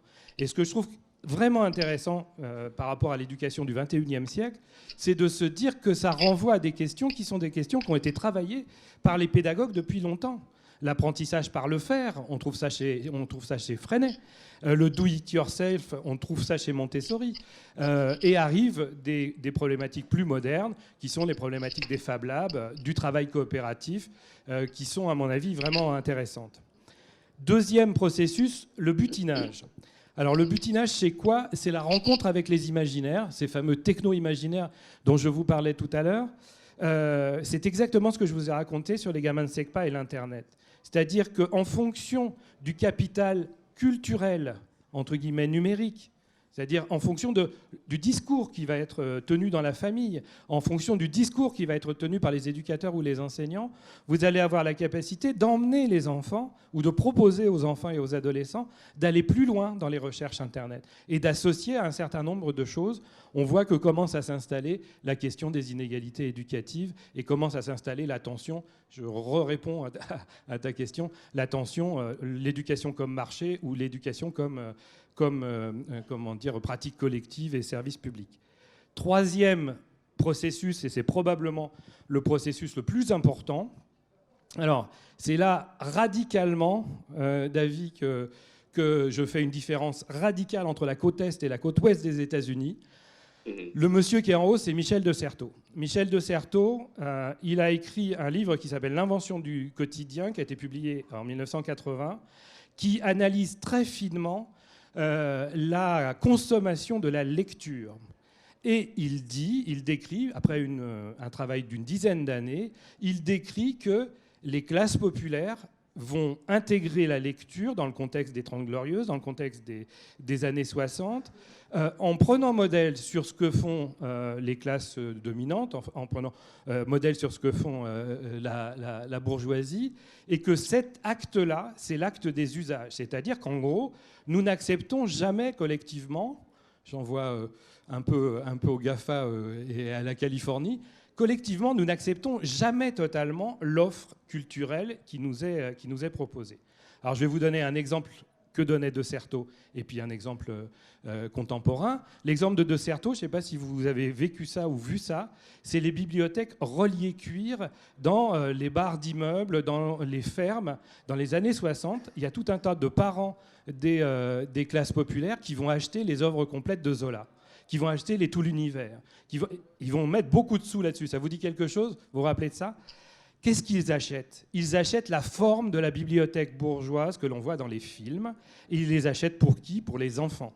Et vous allez voir dans les années 80-90, tout un tas d'intellectuels, dont je suis, puisque je suis issu de classe populaire, qui vont dire « Moi, je me rappelle le livre que j'ai pris dans la bibliothèque ». Qu'est-ce qu'on fait aujourd'hui avec les technologies? Qu'est-ce qu'on pourrait faire, pardon, parce qu'on ne le fait pas forcément de manière aussi facile que ça. Qu'est-ce qu'on fait aujourd'hui avec les technologies? On a une offre massive californienne, enfin américaine, avec effectivement une coloration culture asiatique pour ce qui est des jeux, etc. Mais vous voyez bien que c'est une coloration. Et le processus de braconnage, en fait, va se faire un petit peu sur le modèle que je vous ai décrit tout à l'heure pour Facebook. D'ailleurs, les gamins vont se déplacer. Et puis, si vous leur donnez un petit peu de culture numérique, alors je fais une mineure pour tous mes étudiants de licence 1, puisque Google a mis un atelier Google à Rennes. Donc on s'est dit qu'universitairement, on allait répondre et qu'on allait faire de l'acculturation des étudiants. Donc on fait une UE un peu de mise en perspective des technologies numériques pour les licences 1, c'est-à-dire ceux qui sortent du lycée. Et à la fin, je fais un questionnaire autour de ça qui me sert en recherche. L'année dernière, ils m'ont quasiment tous raconté qu'ils avaient fait attention à leurs traces, qu'ils avaient arrêté un certain nombre de pratiques numériques addictives. Alors, c'est une UE multi-machin, etc., etc. Mais l'objectif, c'est de les faire réfléchir à ça. Et ce que je dis là, c'est que finalement, il y a des questions vraiment de capital social, entre guillemets, numérique encore, mais il y a de vraies questions d'éducation. C'est-à-dire que là, nos capacités de braconnage sont relativement contraintes par l'environnement dans lequel on est, et en particulier les questions d'éducation. David, une réaction peut-être ? Et puis après, on va prendre les questions, parce qu'il y a peut-être des questions. C'est extrêmement intéressant. J'avais deux, trois idées que j'avais notées très rapidement. Sur la capacité d'apprentissage avec justement des outils numériques, avec tablettes et téléphones. Donc c'est un peu non sequitur avec ce que Pascal venait juste de dire, c'est juste une truc que j'avais noté. On se rend compte, il y a beaucoup d'études qui sont sorties récemment sur le fait que la qualité d'apprentissage avec ces outils-là n'était pas nécessairement très très bonne. On a beaucoup d'enfants qui, soi-disant, apprenaient des langues étrangères avec un téléphone, avec une tablette. Il s'avère qu'ils sont capables de répéter, mais ils sont pas nécessairement la partie compréhension ne fait pas nécessairement partie du processus. C'est-à-dire c'est pas nécessairement un apprentissage en profondeur, c'est un apprentissage en surface. Apparemment, beaucoup de jeunes qui utilisent des écrans trop souvent ont des problèmes de développement du langage. Donc voilà, c'est aussi quelque chose qu'il faut garder en tête. Deuxième chose à laquelle je pensais, voilà, le fait de s'approprier les outils, Pascal, tu en parlais juste là, la capacité à faire face à une réalité, quelque chose que j'ai beaucoup trouvé dans la côte ouest, chez Google sur les campus américains, c'était, quoique ça change depuis quelques années. Et c'est pour ça que je voudrais établir le parallèle entre, par exemple, Internet et l'éducation aussi. La philosophie qui était dominante quand j'ai rejoint Google, c'est la philosophie du hacker. C'est les gens avec qui je travaillais, ce sont des gens il y a eu un ordinateur qui était dans la maison. On a commencé à hacker dessus, on a commencé à comprendre comment ça marchait, à programmer avec ça, et c'est ce qui nous a amené après à être un peu naïvement amené à travailler pour des grandes boîtes dans ce domaine-là. Enfin, bon, c'est mon cas, parce que voilà, on aime bien s'amuser avec l'ordinateur, et c'est important pour moi de transmettre cet aspect-là. Transmettre aux jeunes la volonté de ne pas accepter un produit qui est donné de manière finie, mais de soulever le capot, de voir ce qu'il y a à l'intérieur, de jouer avec et d'essayer de le faire sien. Voilà, le parallèle que je voulais faire avec Internet, c'était qu'on voit une différence fondamentale entre l'Internet des années 90-2000, sur lequel moi j'ai commencé à faire mes dents, et l'Internet actuel. À l'époque, c'était une espèce de grande friche, une espèce de no man's land sans loi, c'était très personnel, c'était un peu bordélique. Et maintenant, on commence à le voir de plus en plus verrouillé par des acteurs, par des grands acteurs, par des GAFA, par d'autres boîtes, qui le rendent beaucoup moins subversif, beaucoup moins ouvert, beaucoup moins facile à hacker, facile à jouer avec. Donc voilà, je suis pas sûr que c'était très très cohérent comme idée, mais c'était juste 2-3 trucs que j'avais pensé. Voilà. Je pense qu'il est peut-être temps, en effet, d'envisager de prendre quelques questions du public. Est-ce que tu avais besoin de conclure sur... Alors, oui, parce que si on est dans la conclusion et les questions du public, je vais passer quelques diapos un peu rapides. Il y a il y a des inégalités éducatives qui perdurent et qui sont installées dans la suite des inégalités éducatives ordinaires, on va dire, sur les vulnérabilités sociales, culturelles. Il y a une nouvelle vulnérabilité qui m'inquiète énormément, Et c'est là que les questions à David peuvent être beaucoup plus précises. C'est qu'on est passé de l'économie de la connaissance à l'économie de l'attention, et que l'économie de l'attention, c'est ce que tu disais tout à l'heure sur les machines à sous, sur les dimensions addictives. J'ai toujours cru pendant des années et des années qu'on pouvait faire des tas de choses avec les jeux vidéo. La nouvelle génération de jeux vidéo m'inquiète beaucoup. Je vais vous en dire juste un mot. Par contre, il y a aussi des aspects très intéressants. La première chose, c'est que la compensation des inégalités éducatives, elle est territoriale. Je vous donne un exemple. Les collèges en zone rurale organisent 3 fois plus de voyages scolaires, et avec les conséquences numériques, tu sais, pages Facebook, etc., que les collèges en ville. Ce qui veut dire que naturellement, les équipes, les enseignants, les parents se disent il faut lutter contre la désertification des campagnes. Une prise de conscience un peu générale. Je ne dénombre pas le nombre de sollicitations à communiquer, etc. Donc les questions sont toutes les mêmes dans l'éducation, dans la santé, dans le travail social, etc. Par rapport à ce que tu as dit, David, tout à l'heure sur la figure du hacker.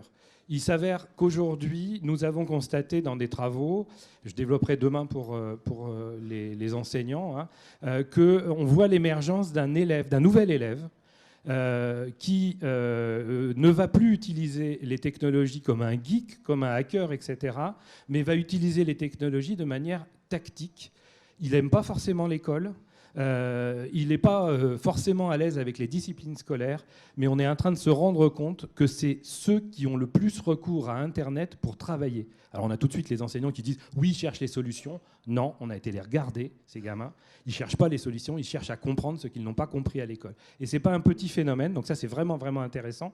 Et puis, ça veut dire qu'en fait, il y a des enfants qui maintenant vont retravailler les thématiques en utilisant les outils numériques. Absolument, et tout seul. Enfin, tout seul ou en groupe de pairs. Et ça, c'est vraiment, vraiment important. Deuxième point de conclusion, je suis en train d'observer avec une grande attention le phénomène Fortnite. Alors, je ne sais pas si ça vous parle, mais j'ai une dizaine de gamins dans notre environnement dont j'observe les jeux, les temps de connexion, etc. Il y a 2 ans, on a fait un article qui avait été beaucoup lu sur le fait que les gamins qui utilisaient des jeux vidéo en ligne avaient de meilleurs résultats scolaires que les gamins qui utilisaient des jeux vidéo sur console. Le tout étant corrélé au fait que ceux qui sont sur console étaient plutôt des familles plus populaires, dans des quartiers plus populaires, etc. Enfin, on avait une vraie définition un peu à la Bourdieu des inégalités. Là, Fortnite nous présente tout, quoi. Non seulement c'est un jeu en ligne, mais c'est un jeu sur console, mais c'est un jeu où il faut bouger, c'est un jeu où il y a des questions de genre, etc. Quand on parlait du marketing, quand on parlait des analyses, quand on parle des gens qui conçoivent ça, ce jeu m'inquiète énormément. C'est-à-dire que je pense que dans celui-là, il y a énormément de choses qui font que ça devient un univers clos et que les gamins les plus fragiles vont avoir du mal à en sortir. Là où je vois déjà, c'est CM2 6e, les gamins que je suis, c'est à peu près l'âge cible de Fortnite. Là où je vois les gamins de 6e, on va dire des familles upper class, accompagnées, etc., commencer à aller sur d'autres jeux. Et c'est là que ça devient important. Enfin, on se dit que là, il y a une capacité d'aliénation en fait, à l'univers du jeu qui dépend vraiment du capital culturel. J'essaye de finir sans être trop long. On repassera, enfin, je passe sur les modèles. Pour moi, les 2 planches de fin, il y a la première chose, c'est la conception de l'éducation.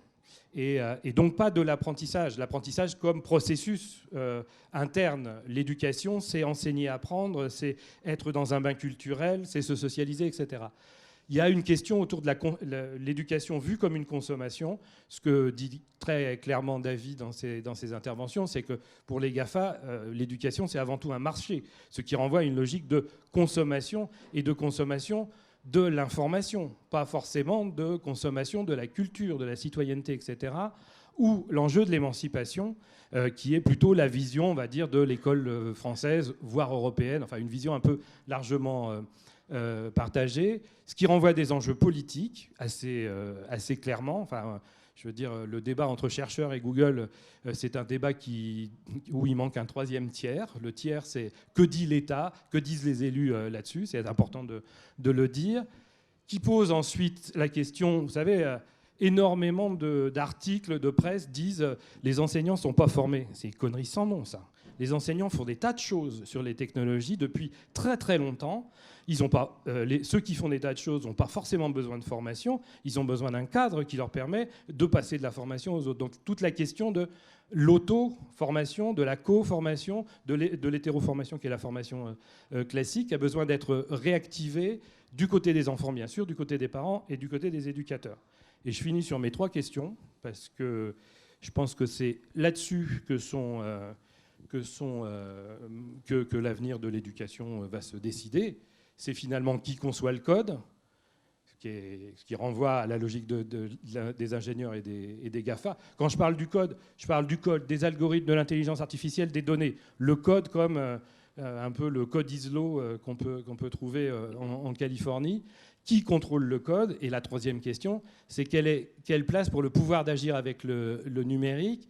Ça renvoie aux 3B dont je vous ai parlé tout à l'heure, à l'empowerment, à l'émancipation et au bien commun. Et ça renvoie à cette idée de conception et de contrôle, on va dire centré utilisateur, qu'une bonne partie de la recherche, y compris de la recherche informatique française, est en train de défendre. C'est-à-dire qu'on est dans l'inversion de la logique. On devrait être considéré comme participant au processus de programmation et participant au processus d'appropriation, et ce n'est pas le cas. Oui, je conclue là-dessus. Très bien, je pense que les 3 questions sont posées. Je pense que ce qui est important, c'est en effet d'imaginer que l'éducation est en tout cas en France, un service public commun, et que du coup, on a nécessairement la nécessité de penser cette place du numérique dans l'éducation, dans la mesure où, si on parle ici d'un bien commun et d'un service public, comment, de toute façon, envisager que des opérateurs privés, et d'ailleurs quels qu'ils soient, puissent intervenir de manière marquante ou marquée autour des données, par exemple, des élèves, ou même dans le cadre de programmes d'enseignement. On est nécessairement obligé de se poser la question. Ou alors, est-ce qu'on peut hybrider les solutions entre elles? Est-ce qu'on peut imaginer que le squelette est un service public et puis qu'on vient plugger d'autres solutions dessus, ou en tout cas d'interagir avec des multi-solutions dans une logique un peu de butinage et de braconnage, puisque du coup, oui, en effet, pourquoi pas utiliser YouTube pour apprendre alors que c'est un service de Google. Mais c'est pas la même chose que de penser qu'on est sur des plateformes avec des gestions de données contrôlées par Google, etc. Enfin, ça nécessite forcément de penser ça. Je pense qu'on y reviendra. Peut-être un commentaire juste sur cette remarque d'Avi et je passe la parole au public.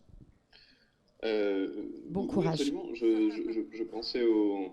Ce que je me disais, c'est que l'Europe est quand même en avance sur ces questions-là. Je pense en particulier au GDPR, donc la General Data Protection Act. La RGPD chez nous. Nous, on dit la RGPD. RGPD, voilà, pardon. C'est GDPR en anglais. Qui est un premier pas dans justement redonner le pouvoir aux utilisateurs. Donc à ce niveau-là, pas encore au niveau du code, mais donc de la data, donc qui fait partie du code, comme on l'expliquait. Redonner la capacité, la gouvernance des données qui nous concernent et nous demander notre consentement, nous donner du pouvoir quant à ce qui est enregistré sur nous. C'est déjà un grand pas. Il va en falloir plus, bien sûr, mais c'est déjà un très très grand pas et c'est quelque chose qui a eu de manière intéressante des retentissements technologiques très positifs à l'intérieur de Google. Ça a été, par exemple, à Google, le fait d'implémenter le GDPR, ça a demandé énormément d'efforts et on a fait des découvertes technologiques très intéressantes liées à ça. On en parlait la dernière fois pour le fait de la gouvernance de la data, à qui appartiennent les données. Pour l'instant, on a encore un niveau technologique qui est limité, c'est-à-dire qu'on a des systèmes très épars qui traitent des données très différentes, qui les collectent de manière différente, c'est très opaque. Voilà, on fait des progrès dessus. On a des technologies disruptives qui vont arriver, qui vont nous aider à faire ça. Je pense à blockchain en particulier, qui va nous donner d'autres outils non centralisés quand il s'agit de s'occuper de ces données. On peut penser à l'avenir de la gestion de ces données comme étant quelque chose de très personnel. Je pense aux données personnelles en particulier au niveau de la santé. à notre niveau, pour l'instant, on n'a pas vraiment d'outils très avancés pour la contrôler, pour la distribuer comme on veut. Des technologies comme blockchain peuvent nous permettre d'avoir plus de contrôle dessus, en disant je veux partager juste cette partie de données avec cet acteur en particulier, ou alors je veux bien faire partie pour la recherche de aggregated data, je veux avoir une partie de mes données qui sont anonymisées et qui sont mises en commun avec d'autres utilisateurs qui vont me permettre de faire des découvertes scientifiques. Voilà, on y arrive. J'allais dire c'est lent, mais d'un point de vue évolutif, ça a été très rapide, chose qui se prend à la décennie, pas au siècle. Mais voilà, c'est juste le commentaire que j'avais. Alors, est-ce qu'on a des questions? Vous en avez déjà posé une tout à l'heure, donc peut-être le monsieur qui est derrière. Moi, j'ai une question très simple. Oui. C'est en tant qu'enseignant, est-ce que je dois défendre le numérique ou pas? Je m'explique. C'est que hier, j'étais prêt à défendre le numérique, je défendais le numérique, j'ai créé une classe inversée, etc., il y a 5 ans, 6 ans en arrière. Et avec tous les rapports et les formations en neurosciences, entre autres avec le Québécois Steve Masson et le neuroscientifique Lachaud sur l'attention et le marché de l'attention. Petit rappel, l'OCDE a fait un rapport qu'il y a un ratio de 1 pour 7 dans les investissements. Il y a un rapport de 1 euro investi rapporte 7 euros autour de l'éducation, alors que le pétrole, c'est 1 euro pour 3. Donc voilà, on sait que c'est un gros business et un gros marché. Voilà. Moi, je suis un peu perdu. Je ne sais pas si je dois défendre ou pas aujourd'hui le numérique. Voilà, sachant qu'on va rentrer dans la classe numérique. Pascal, c'est une excellente question. Et comme j'essaye d'être pédago, ce que j'ai sauté, on est obligé de revenir dessus. Donc, pourquoi on ne peut pas défendre le numérique en tant que tel? J'ai essayé de vous donner des définitions au début. Et de chacune des définitions, on va pouvoir tirer une réponse située. C'est-à-dire que ce que je vous disais tout à l'heure, la bonne nouvelle, c'est que l'Internet nous a réveillé les territoires. Et donc, toute chose égale par ailleurs, vous savez, la formule magique des sciences humaines, il se passe dans un collège en campagne rurale, etc., des choses extraordinaires, là où, dans le collège d'à côté, il ne se passe rien. Et pourquoi il ne se passe rien? Parce qu'on a juste oublié de connecter l'Internet parce qu'il y avait à l'arrivée des tablettes qui sont donc automatiquement rangées à côté. Mais pourquoi on a oublié de connecter? Parce que les élus s'en contrefoutent, parce que le chef d'établissement, ça ne l'intéresse pas, parce que les équipes pédagogiques, ça ne les intéresse pas. Et en plus, il n'y a pas de pression des parents. Waouh! Je suis en train d'expliquer qu'on ne peut pas défendre le numérique dans l'éducation. J'ai écrit un petit bouquin qui s'appelle « Les imaginaires numériques dans l'éducation », qui démontre que toutes les politiques publiques sont basées sur des imaginaires technocentrés. Et quand on ne prend que les imaginaires technocentrés, on se trompe de cible. Alors, ça me permet de revenir sur ce que moi je bosse en général pour travailler ça, le modèle pédagogique implicite, qui est valable aussi pour les parents, c'est valable pour les enseignants, mais c'est aussi valable pour parents, éducateurs au sens très très large. Quand on fait de l'éducation, on est pris entre 3 processus. Le premier processus, c'est le processus praxéologique. Praxéologique, ça veut dire pratique. Quand David nous dit on va faire de l'apprentissage du code, on a un objectif instrumental, on décline des stratégies didactiques, je fais un peu attention aux mots pour que vous les compreniez bien, on met un environnement, et là on va faire un micro-exercice. Sauf que si on a oublié qu'il y avait une dimension psychologique et qu'on s'appelle Xavier Niel dans l'école 42, allez, il n'y a pas de raison de ne pas égratigner aussi des Français. On livre, vous savez, dans la piscine, on livre de pauvres jeunes codeurs au premier pôle. Démerdez-vous. Puis Xavier Niel, très vite, il s'est rendu compte qu'il y avait un peu besoin de pédago, quoi, en fait. Il y avait un peu besoin de médiation numérique, hein. C'est comme ça aussi qu'on dit dans notre milieu. Bref, tous les enseignants, mais les parents aussi, les formateurs aussi, sont pris avec cette dimension psychologique. Ce qui veut dire que le jeu que chacun va entretenir avec les technologies va être différencié. Moi, j'ai des collègues qui font des choses absolument extraordinaires, des collègues enseignants, qui font des choses absolument extraordinaires avec des images et qui n'ont pas du tout envie de coder. Pour autant, ils font du numérique. Enfin, pour autant, ils font le numérique tel que je vous l'ai défini de manière large. Et la troisième dimension, et c'est là qu'il y a un vrai débat, on va dire, avec les GAFA, avec le monde politique, c'est la dimension axiologique. Axiologique, ça veut dire quoi? Ça veut dire valeur. Donc, quel type d'éducation défendons-nous? Et quand on sait, parce que ça on l'a modélisé, que les parcours d'appropriation des technologies des enseignants ne se font que s'il y a une vision claire de l'objectif éducatif poursuivi par l'action numérique. Dans mon petit bouquin, je démontre que les politiques publiques, c'est du marketing politique. C'est-à-dire qu'on va se saisir de la tablette parce que la tablette est à la mode, manque de peau, l'année suivante, la vente de tablettes baissait et il n'était plus en place. On va confier à Thomson le plan informatique pour tous pour sauver Thomson alors qu'il n'avait jamais fait d'informatique. Bilan des courses, on se retrouve avec notre premier plan informatique qui est tellement techno que, à part les grands geeks dont j'étais, on s'en sortait pas. Cette dimension, vous êtes perdus, une partie des collègues sont perdus, particulièrement les enseignants, parce qu'il n'y a pas de politique claire là-dedans. On a droit à un discours de type « on va développer l'intelligence artificielle, on va développer les travaux sur l'intelligence artificielle », mais en même temps, tous les collègues qui en collège travaillent à partir des smartphones des gamins à s'acculturer au numérique, là je suis dans la partie imaginaire, etc., mais ils n'ont plus le droit de le faire parce que le smartphone est interdit dans les collèges. On est où? Donc ce que je suis en train de vous dire, c'est probablement revenez à l'échelle de l'établissement, revenez à l'échelle du territoire. C'est sur les territoires et les établissements que le numérique a du sens. Laissez-nous râler. Je veux dire, il y a tout un débat politique et médiatique à mener au niveau national et international. Dans lequel vous allez vous perdre. Enfin, je pense que les syndicats sont là pour le dire. Je vous rappelle quand même que dans les revendications des Gilets jaunes, il y a aussi des questions technologiques, de déconnexion volontaire, etc. etc. On est prise avec ces questions-là. Et donc, il n'y a pas de réponse homogène, sauf une réponse située, au sens située dans votre établissement, dans votre classe, dans votre territoire, avec vos familles et avec les gamins avec qui vous bossez. Merci pour la question. Puisque... Ouais, c'était une très bonne question. Tu voulais réagir, David?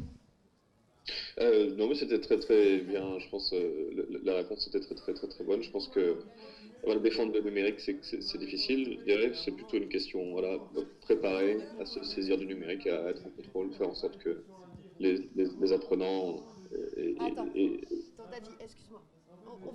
On va laisser le monsieur s'exprimer. On va vous donner le micro. Allez-y. Je veux bien vous écouter. Allez-y. C'est vrai. Google, ça appartient à l'alphabet. Donc le mensonge que porte David de dire « Ah, on a un doute sur l'intentionnalité de Google », en fait, on sait très bien que... Google, on sait son intentionnalité. C'est-à-dire que d'un côté, Google Chrome et compagnie, tous les outils Google, ils ont préinstallé des mouchards dedans qui a pour vocation de récolter les données, de les analyser et de les revendre en permanence. C'est pas pour rien que les GAFAM aujourd'hui, c'est tous les milliardaires. Et quand on parle d'éducation et qu'à aucun moment dans l'éducation il y a le mot pouvoir qui est apparu, en fait, l'éducation, c'est du pouvoir. Et en fait, c'est des choix qui sont construits de se dire qu'aujourd'hui, les écoles, il y a moins en moins de moyens qui sont mis, il y a moins en moins de personnel. Et en fait, en parallèle, par contre, on met de plus en plus d'outils numériques. Ça, c'est pensé depuis les années 2000 quand même, de plus en plus développé, de dire, tiens, on va offrir des tablettes, mais la contrepartie d'offrir des tablettes, c'est que tu es obligé de te créer un compte Gmail et que tout dans la tablette est relié à Google ou dans les GAFAM, en fait, à Microsoft, à Apple ou compagnie. Et ces outils-là ont pour vocation de fouiller en fait ce que vous avez, de récolter et de les analyser. Et dans les questions que tu portes à la fin, ce qui est assez incroyable quand même, c'est que tu poses 3 questions et il n'y a même pas la question de dire à un moment, tu parles de généraliser une technologie à l'échelle de l'éducation. Tu n'as même pas posé la question de est-ce que c'est viable sur le long terme? Est-ce que tu n'as même pas parlé des 23 millions de mineurs qui sont dans le monde, qui extraient les matériaux pour pouvoir créer ce numérique. Et en fait, est-ce qu'on parle de l'éducation de ces gens qui travaillent, dont il y a des enfants dedans en fait, et sans aucun contrôle? Je veux dire, il y a de la surveillance partout. Par contre, il y a 0 moyens qui sont mis en œuvre pour voir ce qui se passe exactement en termes de pollution dans ces endroits d'extraction, dans les conditions de travail, etc. Et on sait très bien qu'en fait, les gens dans ces trucs-là, ils en crèvent en fait. Et ça détruit leur santé, ils ont une espérance de vie qui est pitoyable. Et nous, on semble... Ben non, je pose pas de questions. C'est ce que je disais. Oui, c'est un discours politique, mais comme vous, comme Pascal, comme David, c'est un discours politique. Et mais oui, on l'a entendu, pas... Je pense que Pascal, tu veux réagir peut-être, en fait. puisque du coup, vous avez dit qu'il ne disait pas certaines choses. Ce qui est important, c'est de le laisser réagir. Alors, faut savoir de quoi on parle et à qui on parle. Donc, je trouvais très important qu'on ait cette présentation au début. Si j'avais voulu faire une carrière politique, je l'aurais fait, et je ne l'ai pas fait. Et je ne l'ai pas fait pourquoi ? Parce que je pense effectivement que ce que l'on raconte sur les technologies doit être toujours vérifié, objectivé. Et les objectivations que nous sommes en train de mener, nous, sur ces questions-là, elles vont aussi dans le sens que tu as décrit, sauf que moi, je ne suis pas un spécialiste des questions économiques internationales. On a un bouquin qui va sortir chez les Marsouins sur les questions d'économie circulaire, etc. Moi, je ne défends pas un modèle. Je suis là pour tenter de vous donner, finalement, des clés de compréhension sur ce qui se passe vraiment avec les technologies. Et là où s'arrête mon travail, c'est de questionner le politique. Enfin, je veux dire, on peut s'empoigner tant qu'on veut dans cette salle. Les questions, tu parles de ce qui s'est passé depuis les années 2000. Alors, je suis embêté parce que je n'ai pas dû être bon pédagogue, parce que je vous ai parlé de l'Internet de 92, du bouquin de Lévy, de l'économie de la connaissance et de Lisbonne, et que tout ça s'est ancré dans les années 80 et va nous poursuivre pendant tout le 21e siècle. C'est-à-dire que ça a été fait. C'est-à-dire que si un anthropo doit quelque chose à l'histoire, il ne doit pas redéfaire l'histoire. Donc, comme tout ça a été fait, je prends ça comme des faits et j'essaye de les analyser. On ne peut pas redéconstruire le délire du plan informatique pour tous. Et par contre, ce qu'on peut dire, c'est qu'avant le plan informatique pour tous, pendant les 5 ans qui ont précédé le plan informatique pour tous, des chercheurs, des pédagogues, des ingénieurs ont fait des tas de choses fabuleuses avec les technologies. Ça n'a pas marché sur le plan national parce que la décision politique a été d'une autre nature.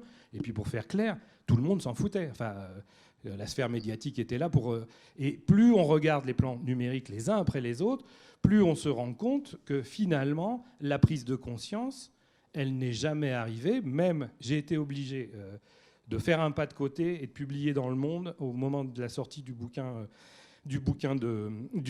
plan numérique Hollande, un article pamphlet qui s'appelait « Encore un coup de tablette magique ». Parce qu'on avait plein de travaux, etc., etc.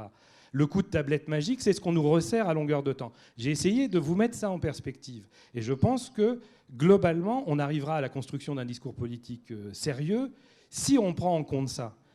Et attention, les histoires, tu en parlais là, les histoires de neurosciences, les histoires d'intelligence artificielle, etc., je ne suis même pas sûr qu'à un moment donné, nous-mêmes, on ne se fasse pas non plus manipuler, les spécialistes des usages, etc.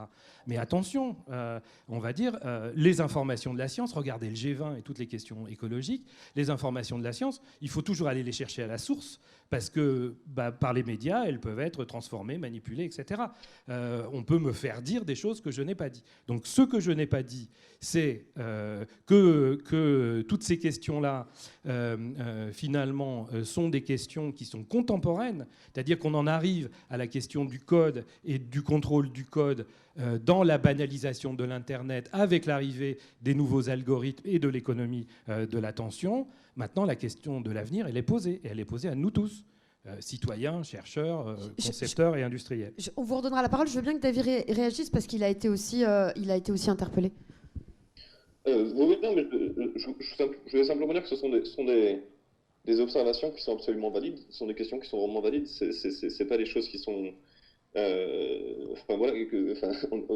ce sont des questionnements qui sont quotidiens aussi de notre côté. Au niveau de la collection de données, c'est quelque chose qui est évident. Il faut qu'il y ait un cadre juridique autour de ça, un cadre aussi de protection des États par rapport à ces choses-là. Comme je dis, il y a des avancées qui sont en train d'être faites là-dessus, mais c'est un travail qui est constant. Je voulais juste rappeler le fait que les GAFAM sont... Enfin, c'est pas une question c'est pas pour donner d'excuses. Les GAFAM ne sont pas les seuls qui collectent des données de cette manière-là. On oublie assez souvent de parler par exemple des banques ou des des acteurs de la grande distribution qui vont beaucoup plus loin dans la collection de données, mais qui ne sont pas médiatisés et dont on n'est pas nécessairement au courant. Une bonne nouvelle au niveau de la collection de données, par exemple par Google ou par d'autres boîtes, encore une fois, c'est un peu ironique, mais le modèle sur lequel ça s'est basé depuis longtemps, c'était le modèle de présenter des pubs. Google, c'est une agence de pub en général, c'est 90% du revenu de Google, c'est montrer des pubs sur Internet. Ce qui aussi expliquait la raison pour laquelle les utilisateurs étaient profilés, on va dire, on voulait savoir qui vient d'où, fait quoi exactement, pour leur montrer des pubs spécialisées pour faire de l'argent, etc., pour continuer. C'est un modèle, ça, qui devient obsolète, on s'en rend compte. C'est un modèle qui a déjà qui atteint son pic, qui va nécessairement changer dans le futur, et donc en fait, la raison fondamentale pour la collection de données est en train de partir aussi de manière générale. Au niveau de l'impact, au niveau de la pollution, je suis absolument d'accord, mais c'est quelque chose, je pense, qui est plus en rapport avec le monde actuel en général. Oui, ce sont des questionnements qui sont très intéressants, ce sont des questions qui sont absolument valides, et il faut continuer à les poser, il faut continuer à faire en sorte qu'il y ait des réponses qui viennent. Voilà. Je ne suis pas un expert sur absolument tout, je suis un ingénieur qui travaille chez Google. Encore une fois, je fais attention, même si ça peut paraître naïf, je regarde autour de moi, je pose des questions en intérieur. Si je voyais des choses qui n'étaient pas bien, je lèverais la voix ou je partirais, vraiment. Donc voilà, c'était là. Il est 17h40. Cette conférence devait durer 1 heure. On peut dire qu'on a allègrement fait casser le format. Est-ce qu'il y a encore 1 ou 2 questions qui ne seraient pas du même groupe de personnes J'ai bien entendu tout ce que vous aviez à dire, hein. Mais je voudrais savoir s'il y avait d'autres questions d'autres personnes. Et si ce n'est pas le cas, moi je suis d'accord pour continuer d'en discuter, mais je pense qu'on peut peut-être s'arrêter là. Oui, bien sûr. Attendez, on peut vous amener un micro, ça vous ennuie pas? Ouais. Ça s'allume? Oui. En fait, je voulais savoir si c'était en cours, si on allait utiliser les technologies, par exemple l'intelligence artificielle ou l'analyse de l'attention, pour capter l'attention des élèves. Parce que, en fait, je pense que ça peut être un intérêt aussi pour leur faire apprendre plus vite. Vous avez entendu la question, elle était relative à l'utilisation de l'intelligence artificielle pour capter l'attention des élèves en question et pour pouvoir finalement faire ce que on a expliqué très rapidement ce qu'est l'adaptive learning. Quelques mots peut-être en essayant de le faire en français, David. Oui, absolument. Donc, c'est ce qu'on appelle AI Ed, donc utiliser l'IA pour l'éducation. J'essaie de trouver le nom exactement, c'est par exemple Pearson, qui est une boîte qui s'occupe d'éducation, qui a qui a développé cette idée depuis longtemps et qui commence à développer ces choses-là. Donc, adaptive learning, l'éducation, l'apprentissage adaptif, je dirais, c'est le fait de modifier, je dirais, le contenu et la manière dont le contenu est présenté aux étudiants en fonction de leur réponse à ça. Donc essayer justement, exactement comme vous l'avez dit, d'optimiser l'apprentissage pour les étudiants. Donc on a différents modèles qui sont développés, des modèles pédagogiques avec par exemple le fait de laisser des apprenants faire des erreurs avant de leur montrer la bonne réponse, je dirais. On essaie d'utiliser l'AI dans ce domaine-là pour essayer de donner un peu plus de flexibilité aux méthodes d'apprentissage qu'on a. On essaie de développer des assistants qui vont donner du feedback, donc qui vont donner des retours intelligents sur ce que les étudiants, sur les actions des étudiants, qui va essayer d'améliorer l'apprentissage. On essaie aussi d'utiliser le big data pour vraiment comprendre, pour mesurer l'apprentissage. C'est quelque chose qui est encore difficile, qui est encore un peu fuzzy pour mesurer combien on a appris. On a des modèles de domaine, donc on essaie d'avoir des systèmes qui vont avoir une connaissance d'un modèle très avancé et qui vont essayer de remplacer, on va dire, pas de remplacer, mais de se substituer à une compréhension humaine.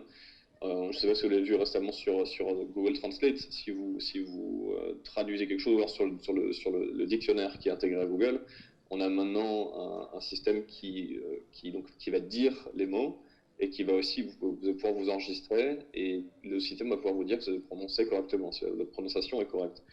C'est un modèle sonore qui a été développé, c'est du WaveNet qui sert à ça, c'est une intelligence artificielle. Voilà, donc sur des petites tâches comme ça, l'IA va servir. Et après, on a encore un modèle, disons le modèle du learner, le modèle de l'apprenant. Je ne sais pas comment traduire ça en français exactement, mais on va essayer de comprendre les difficultés qu'on a vues auparavant dans l'apprentissage d'un apprenant, d'un étudiant en particulier, et essayer de modifier le contenu qu'on lui présente, la manière dont on présente le contenu en fonction de ça. On a aussi le fait de mesurer l'engagement d'un apprenant, savoir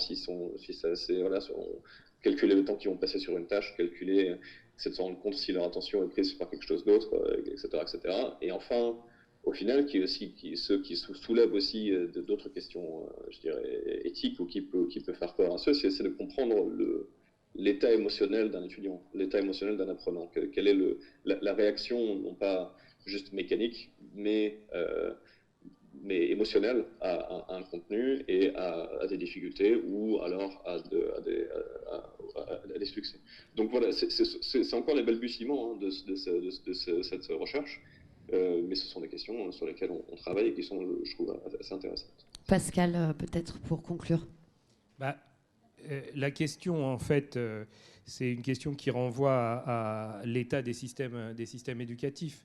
Donc là, on voit bien que tout le travail est fait autour de l'amélioration des feedbacks et des retours vis-à-vis de l'apprenant. La plupart du temps, on est quand même sur des étudiants, enfin on est plutôt dans l'enseignement supérieur. La réalité du numérique en école primaire, au collège et au lycée est très très très loin de ça.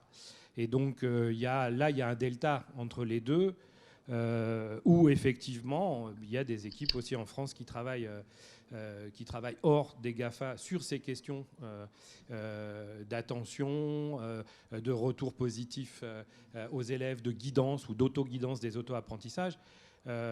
Ça sous-entend quand même des environnements qui sont déjà... on est plutôt du côté des études supérieures et des environnements où il y a des enseignants qui sont très mobilisés, voilà. Et dès qu'on commence à rentrer sur la question émotionnelle, là, il y a une question éthique. Enfin, clairement, est-ce qu'on peut... ça renvoie au pôle psychologique, ça renvoie à la question du métier de l'enseignant, de l'enseignant en tant que médiateur. Il y a les mêmes choses en santé, ça renvoie à l'automédication par le web ou à la place du médecin et du soignant. Enfin, voilà. Donc, du côté des feedbacks automatiques sur les big data, sur les données, les traces laissées par l'apprentissage, pour le moment, moi, je n'ai pas de difficultés big brotheriennes, tu vois, ça ne me renvoie pas à Orwell. Par contre, dès qu'on commence à parler de l'attention avec ces dimensions émotionnelles, ça renvoie à ce que je vous ai dit sur Fortnite tout à l'heure, quoi. Attention, faisons gaffe.